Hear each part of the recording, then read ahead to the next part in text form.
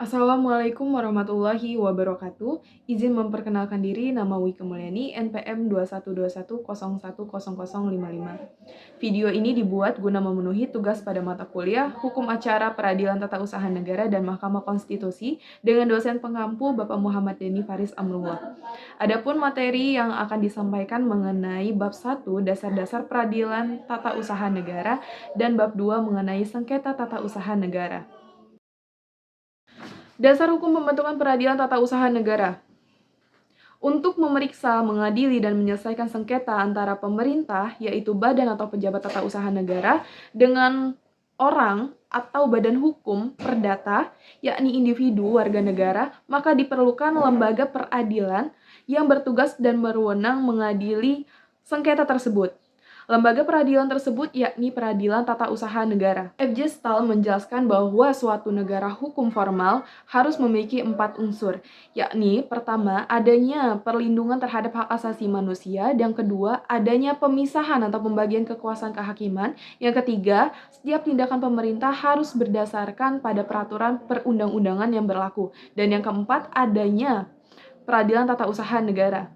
Indonesia sebagai negara hukum memiliki dasar konstitusional pembentukan peradilan tata usaha negara, yaitu dalam pasal 24 Undang-Undang Dasar 1945 yang menyatakan bahwa kekuasaan kehakiman merupakan kekuasaan yang merdeka untuk menyelenggarakan peradilan guna menegakkan hukum dan keadilan.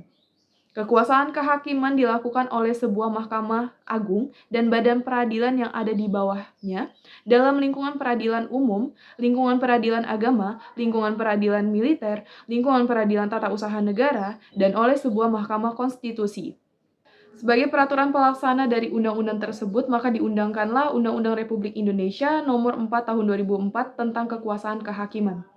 Adapun yang menjadi dasar hukum peradilan tata usaha negara adalah pembukaan Undang-Undang 1945 alinea 4 ditambah dengan cita-cita negara, hukum materiil yaitu pasal 24 dan 25 Undang-Undang Dasar 1945, TAP MPR nomor 4 tahun 1978 Bab 4 tentang garis-garis besar haluan negara, Pasal 10 Undang-Undang Nomor 4 Tahun 2004 tentang Kekuasaan Kehakiman, Undang-Undang Nomor 5 Tahun 2004 tentang Mahkamah Agung, kemudian ada Undang-Undang Nomor 5 Tahun 1986 tentang Peradilan Tata Usaha Negara, Jungto Undang-Undang Nomor 9 Tahun 2004 tentang perubahan atas Undang-Undang Nomor 5 Tahun 1986, kemudian ada Undang-Undang Nomor 51 Tahun 2009 tentang perubahan kedua atas Undang-Undang Nomor 5 Tahun 1986 tentang Peradilan Tata Usaha Negara. Lalu ada Undang-Undang Nomor 10 Tahun 1990 tentang pembentukan Pengadilan Tinggi Tata Usaha Negara Jakarta, Medan, dan Ujung Pandang. Kemudian ada Keputusan Presiden Nomor 52 Tahun 1990 tentang pembentukan Pengadilan Tata Usaha Negara Jakarta, Medan, Palembang, dan Ujung Pandang. Kemudian ada Keputusan Presiden Nomor 21 Tahun 2004 tentang pengalihan organisasi, administrasi, dan finansial di lingkungan peradilan umum, peradilan tata usaha negara, dan peradilan agama dari Departemen Kehakiman dan HAM ke Mahkamah Agung. Dan yang terakhir Peraturan Presiden Nomor 13 Tahun 2005 tentang Sekretariat Mahkamah Agung. Asas-asas dalam peradilan tata usaha negara. Adapun asas-asas dalam peradilan tata usaha negara, yang pertama ada asas praduga, yang kedua ada asas pembuktian bebas, yang ketiga ada asas keaktifan hakim, yang keempat ada asas putusan pengadilan mempunyai kekuatan mengikat, erga omnes. Sumber-sumber peradilan tata usaha negara. Sumber-sumber formal hukum administrasi negara sebagaimana yang kita ketahui, yang pertama ada undang-undang, yang kedua ada praktik administrasi negara, yang ketiga ada jurisprudensi, dan yang keempat ada anggapan para ahli hukum administrasi negara. Persamaan dan perbedaannya dengan peradilan lain.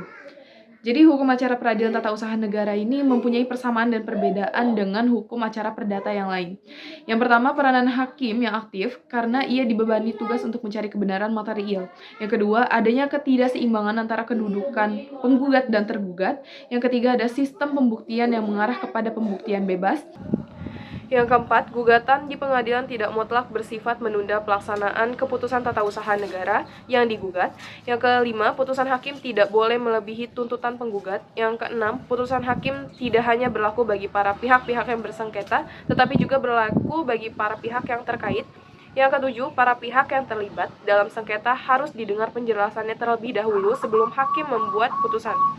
Yang ke-8, dalam mengajukan gugatan harus ada kepentingan dari sang penggugat. Yang ke-9, kebenaran yang dicapai adalah kebenaran material dengan tujuan menyelaraskan, menyerasikan, menyeimbangkan kepentingan perseorangan dengan kepentingan umum. Sedangkan persamaannya yaitu dalam peradilan tata usaha negara juga diberlakukan asas peradilan cepat, murah, dan sederhana, semacam asas praduga tak bersalah atau presumption of innocence seperti yang dikenal dalam hukum acara pidana. Kemudian peradilan tata usaha negara juga mengenal peradilan in absentia sebagaimana berlaku dalam peradilan tindak pidana khusus di mana sidang berlangsung tanpa hadirnya tergugat. Sengketa tata usaha negara diatur dalam pasal 1 angka 4 Undang-Undang Nomor 5 Tahun 1986, sekarang pasal 1 angka 10 Undang-Undang Nomor 51 Tahun 2009, yaitu sebagai sengketa yang timbul dalam bidang tata usaha negara antara orang atau badan hukum perdata dengan badan atau pejabat tata usaha negara, baik di pusat maupun di daerah, sebagai akibat dikeluarkannya keputusan tata usaha negara, termasuk sengketa kepegawaian berdasarkan peraturan perundang-undangan yang berlaku. Adapun unsur-unsur sengketa tata usaha negara: 1. Sengketa yang timbul dalam bidang tata usaha negara. 2. Antara orang atau badan hukum perdata dengan badan atau pejabat tata usaha negara.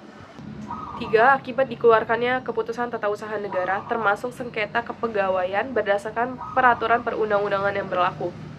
Unsur-unsur keputusan tata usaha negara berdasarkan pasal 1 angka 3 dan penjelasannya Undang-Undang Nomor 5 Tahun 1986 adalah yang pertama, penetapan tertulis.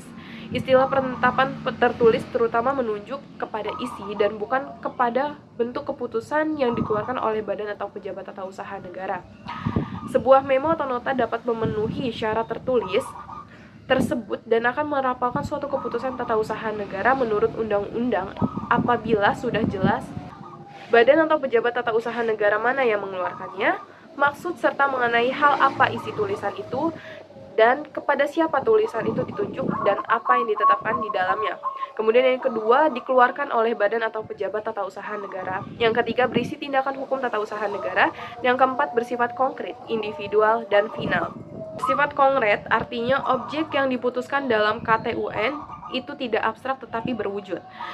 Sedangkan bersifat individual artinya keputusan tata usaha negara itu tidak ditunjuk untuk umum, tetapi tentu baik alamat maupun hal yang dituju. Kemudian bersifat final artinya sudah definitif dan karenanya dapat menimbulkan akibat hukum. Unsur-unsur KTUN sebagaimana tercantum dalam pasal 1 angka 3 Undang-Undang Nomor 5 Tahun 1986 ternyata belum tuntas. Ternyata terdapat pengecualian berupa pengurangan untuk hal-hal yang tercantum dalam pasal 2 dan pengecualian yang berupa tambahan pada hal-hal tercantum dalam pasal 3. Isi ketentuan yang tercantum dalam pasal 2 dan pasal 3 Undang-Undang Nomor 5 Tahun 1986 dapat ditarik pengertian bahwa yang tercantum dalam pasal 2 sebenarnya merupakan suatu KTUN, akan tetapi menurut sifatnya oleh undang-undang ini dianggap bukan sebagai KTUN. Sedangkan hal-hal yang tercantum dalam pasal 3 Undang-Undang Nomor 5 Tahun 1986 sebenarnya bukan merupakan KTUN, tetapi menurut sifatnya oleh undang-undang ini dianggap sebagai KTUN. Demikian penyampaian materi dari saya. Apabila ada kesalahan saya mohon maaf, pada Allah saya mohon ampun. Wassalamualaikum warahmatullahi wabarakatuh.